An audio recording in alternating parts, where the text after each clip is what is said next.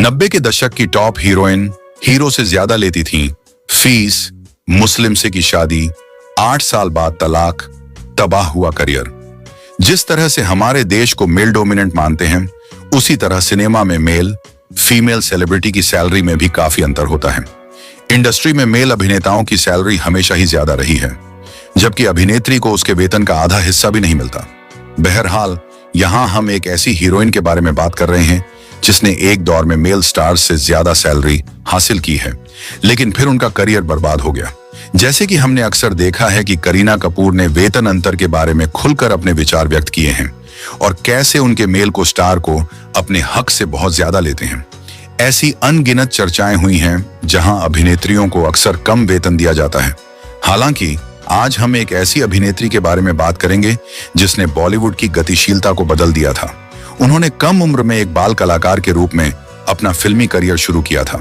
सालों बाद 1990 के दशक में जब उन्होंने एक अभिनेत्री के रूप में अपनी शुरुआत की, तो उन्होंने धीरे धीरे हर एक फिल्म के साथ अपनी स्थिति मजबूत की।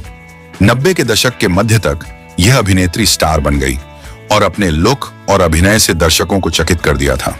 ये वो समय था जब उन्होंने पुरुष अभिनेताओं से अधिक फीस लेकर क्रांति ला दी, और वो और कोई नहीं बल्कि रंगीला गर्ल उर्मिला मातोंडकर हैं।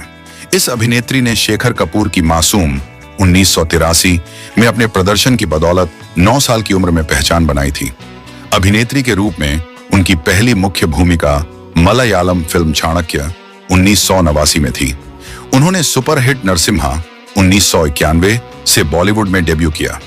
नरसिम्हा के बाद उर्मिला ने एक और हिट चमत्कार में काम किया, लेकिन इसके बाद श्रीमान आशिक और बेदर्दी जैसी फ्लॉप फिल्में आईं।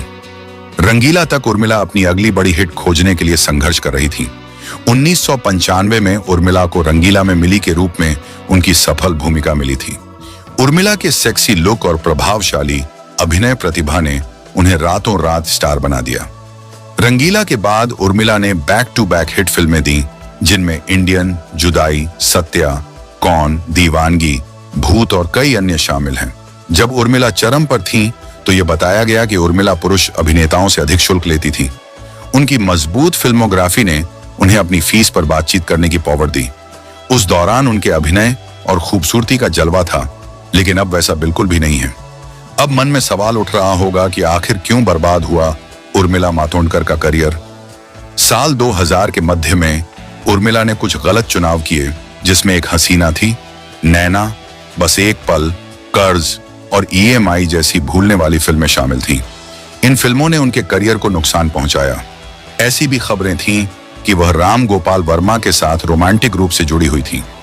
रिपोर्ट्स बताती हैं कि फिल्म निर्माता RGV के साथ उनके करीबी संबंध और कथित अफेयर ने उनके करियर को काफी प्रभावित किया। यह भी कहा जाता है कि उर्मिला का मुख्य रूप से वर्मा के साथ काम करने पर ध्यान रहने की वजह से उन्हें अन्य फिल्म निर्माताओं के साथ मिलने के अवसर सीमित हो गए। बाद में वर्मा के साथ अनबन के बाद उनका करियर और प्रभावित हुआ। बात अगर उर्मिला की पर्सनल लाइफ के लव को लेकर करें, तो वहां भी सक्सेस नहीं हो सकी। उन्होंने 2016 में उनसे 10 साल बड़े कश्मीरी मॉडल और बिजनेसमैन मोहसिन अख्तर मीर से शादी की थी।